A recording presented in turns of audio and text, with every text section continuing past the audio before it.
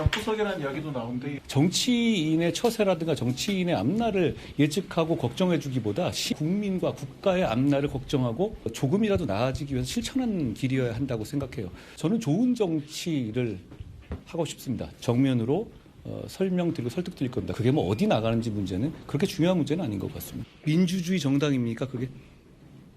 저는 국민의힘의 당권파들을 구체적으로 비판하거나 비난하지는 않겠습니다. 그 말씀을 드립니다. 그런데 기본의 문제 아닙니까? 2.28 정신이 뭡니까? 대한민국 역사 이래 최초로 민주화 운동이 일어난 곳이 2.28 대구입니다. 그 이후에 3월 15일에 마산에 항쟁이 있었고 그 이후에 4.19로 서울로 이어진 겁니다. 출발점이 바로 대구였습니다. 민주주의 정당이라는 말씀 드립니다. 국민의힘은. 그래야 하고요. 그래야 보수가 재건될 수 있습니다. 네, 본인이 오늘 대구에서 찾았던 지역의 의미에 대해서도 좀 설명을 했고요. 그리고 가장 눈에 띄는 것이 이게 아마 지방선거 출마 의사를 시사했다라는 해석이 났기 때문에 그런 것 같은데 출마를 염두에 둔 특정 지역을 언급하면 공격 대상이 될 수 있다. 사실상 어딘지는 이제 알고는 있지만 지금 밝힐 단계는 아니다. 뭐 이런 얘기를 한 걸로 보입니다. 조홍천 의원님. 네. 대구를 찾아서 저런 얘기를 한 거 보면 대구에 출마할 가능성이 좀 높아 보이기는 하는데요. 어떻게 글쎄요. 보세요? 오얏나무 밑에서 가끔 고쳐 매는 격이지요. 그리고 출마를 염두에 둔 특정 지역을 미리 언급하면은 예. 그 장동혁 대표가 어저께 우리 저 정치 시그널에 나와가지고 한 얘기 그 뭐 자객공천 비슷한 승리 전략을 예. 짜겠다. 그걸 염두에 두고 이제 저런 얘기를 한 것 같은데 글쎄요.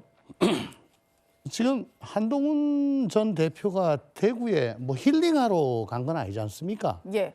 위로받고 원기 회복하러 간 건 아니잖아요.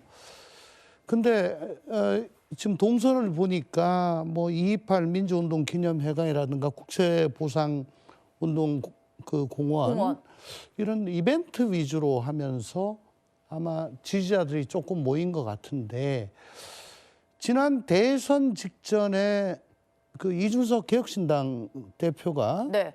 제일 먼저 대구에 내려갔었습니다. 그때 예비 후보 신분이었는지 어쩐지 모르겠으나 피켓팅을 출퇴근마다 했어요. 철저히 바닥을 다졌죠. 기었죠.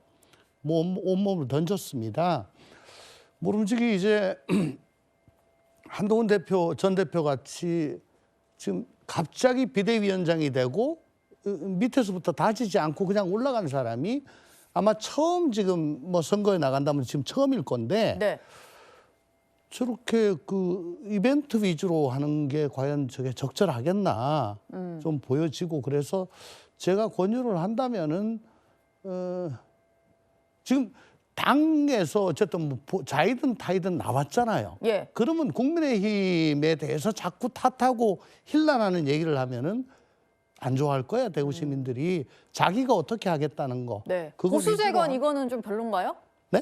보수 재건하겠다. 이건 좀 별로인 메시지인가요? 재건 모르겠습니다. 재건이라는 게 지금 국힘을 염두에 두고 한 얘기잖아요. 네. 그러니까 국힘은 아예 제외하고 자기 얘기를 했으면 좋겠어요. 그리고 그 바닥을 좀 다지면 좋겠고 네. 그 너무 그렇게 국힘과 대립양상을 보이는 거는 별로 적절하지 않다. 대구에 뭐 맡겨놨습니까? 예. 달라 그러면 그냥 줘야 돼요. 예. 대구 전문가신데 지금 대구 민심은 어떤가요? 아니 싸하다니까요. 예. 한동훈 전 대표에게요. 아니 뭐 국힘에 대해서 다 그렇습니다. 네. 알겠습니다. 지금 또 시끄러운 게요. 한동훈 전 대표의 대구 방문에 친한계 의원들도 동행을 할 걸로 알려져 있습니다. 오늘도 영상을 잘 보시면요. 대구를 지역구로 둔 우재준 의원, 우재준 청년 최고위원이죠. 함께 동행하는 걸 볼 수가 있었는데 일단 배현진, 안상훈, 정성구 의원 등도 서문시장 일정에는 동행을 할 걸로 알려지고 있습니다. 그러다 보니까 당권파로 분류가 되고 있는 원외 당협위원장들 사이에서는 당원상 개파 활동은 금지다라고 하면서 윤리위에 제소할 방침까지 밝힌 상황인데요. 장현주 부대변인께 좀 여쭤보겠습니다. 지금 보니까 원외 당협위원장들이 두 파로 쪼개져가지고 엄청나게 좀 갈등을 빚고 있는 것 같아요.